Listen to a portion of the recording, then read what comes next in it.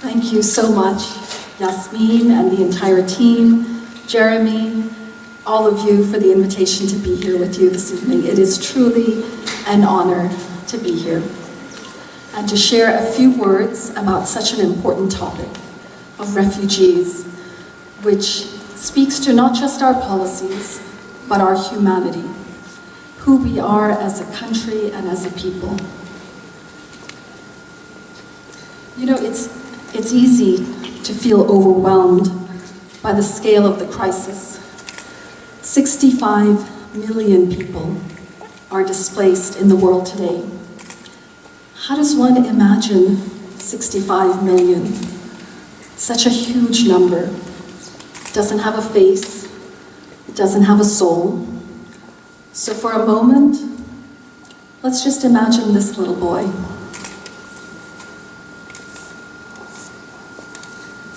My son used to love to play with toy cars also. Or these young girls. They have the same sparkle in their eyes as my daughter does. Or this little fellow, whose smile is as bright as his jacket.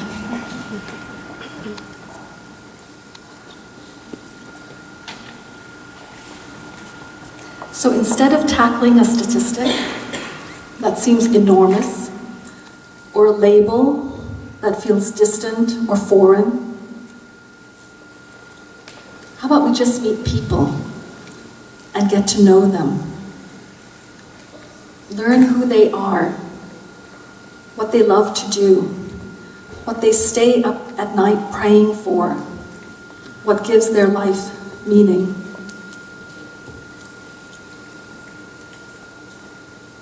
And once we get to know them, just a little through their stories, we'll know what to do.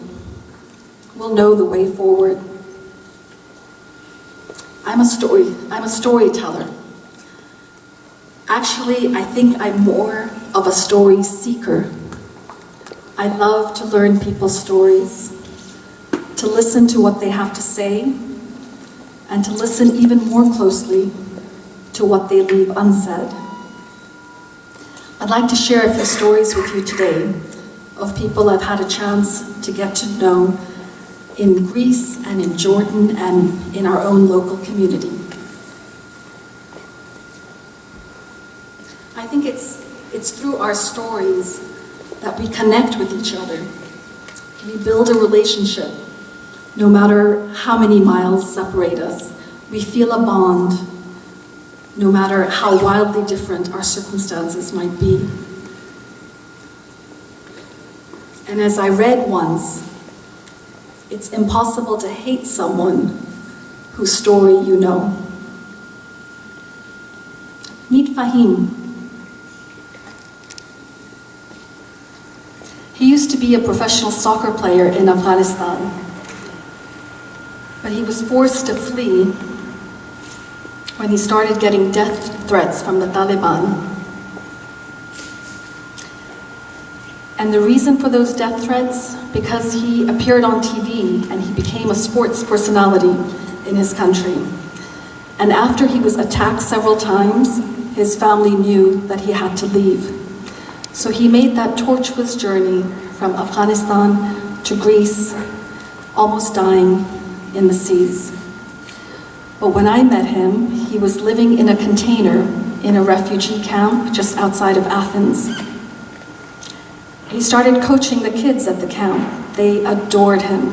They would follow him all around camp. And he told me all he wanted to do was to see his mother again. She was living in Germany at the time. My goal is my mother, he said. First my mom and my future. And it turned out I was there when he found out that his papers had been approved and he was going to get a chance to go to Germany. About 20 of us crammed into his small container, and we sat on sheets on the floor and we shared a meal together that we had all helped prepare.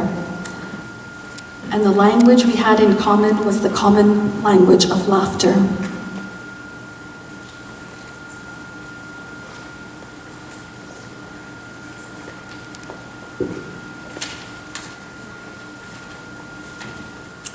he's not a stranger. He's not the other. He's certainly not dangerous. He could be any one of you, a student right here at American University. He reminds me of my son, Zaid. Same passion for soccer, same cool hairstyle. One day, inshallah, you'll play an on-site soccer game together.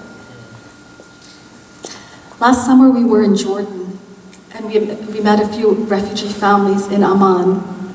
And one day we were sitting in the living room of one of the families. It was a simple room with a few sofas and a fountain in one corner. The fountain reminded them of one that they had outside their home in Syria before it was destroyed.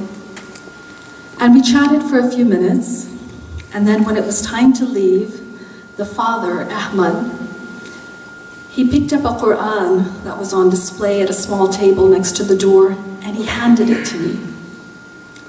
Imagine, what a beautiful, blessed gift to share with someone he hardly knew.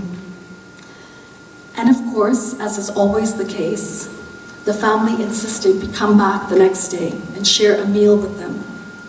We couldn't refuse. So the next afternoon we came back, and Ahmed's wife was making a feast.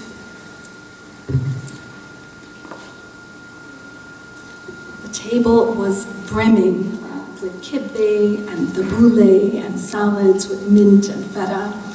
And I was given 3 plates because one couldn't possibly contain their generosity.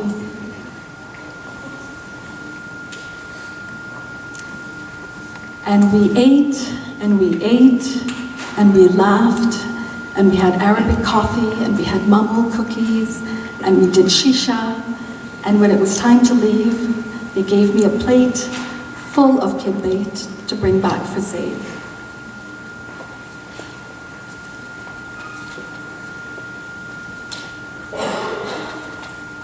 I can go on and on about stories like this. Every encounter I've had with people who have lost so much shines with strength and resilience, generosity and warmth. You know, life, after all, is about these interactions. It's about these relationships with each other.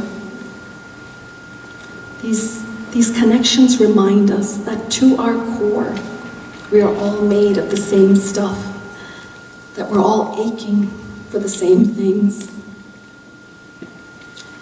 I am almost positive that the dreams I have for my children sound very much like the dreams you have for your children, like the dreams Fahim's mother has for her children, like those Ahmed has for his. These are the stories I like to share through my writing and my storytelling, because I think it's stories like these that help us see each other, really see each other, beyond the label, behind the misconception, peeling away the fear, just seeing the humanity in each of us, in all of us. It's who we are, after all, humankind. And once we get to know each other, even just a little through our stories and through our interactions, we know that we need each other, that we need to support each other, we need to be kind to one another. There's no other way forward.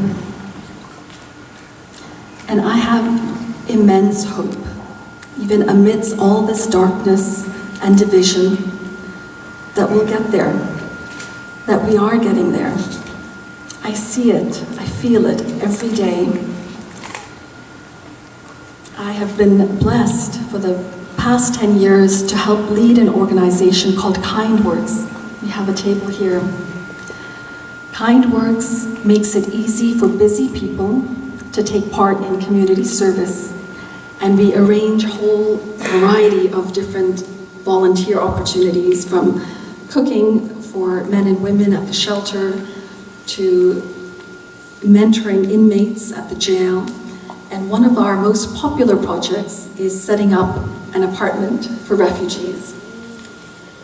We gather all the items donated by our community, sofas and beds, linens and lamps, and then a group of volunteers on a weekend morning gets together to prepare the apartment. It's quite extraordinary to see, because we don't just place furniture and line shelves, we infuse every corner of every room with every ounce of love and welcome we can. We even prepare a meal for the family that's arriving from the country of their origin, so that the first taste of America feels nurturing and familiar. You know, a few months ago, and I'll just end with this story, we prepared an apartment for an Afghan refugee family. And a lot of the items, the furniture and various other things, came from an extraordinary woman named Blanche Porway.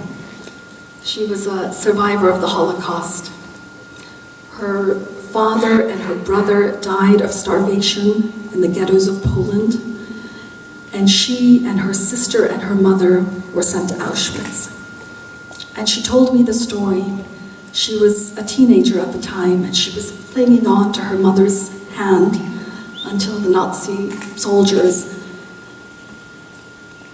took her mother away and sent her to the gas chamber line.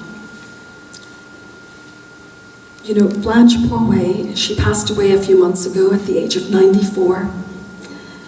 And a few days after that, her daughter called us and said she wanted to donate many of the items from her apartment to furnish a refugee apartment. And we were so moved by that gesture. And also the poignancy of having items from a Holocaust survivor, a refugee to this country 70 years ago, to have those things furnish an apartment for a new Afghan refugee family. We call it the Blanche Porway Memorial Apartment.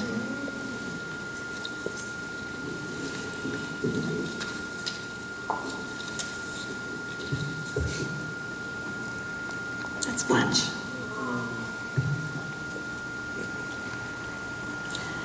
Now these two refugee stories from two different times in our history, from two different countries, from two different faiths, are forever connected. And it's through these stories, through the linking of our stories, through the seeing ourselves in each other's stories, and through these gestures of kindness and compassion, that the spark of hope, even during these difficult times, will continue to shine. It's who we are after all, human, kind. Thank you so much.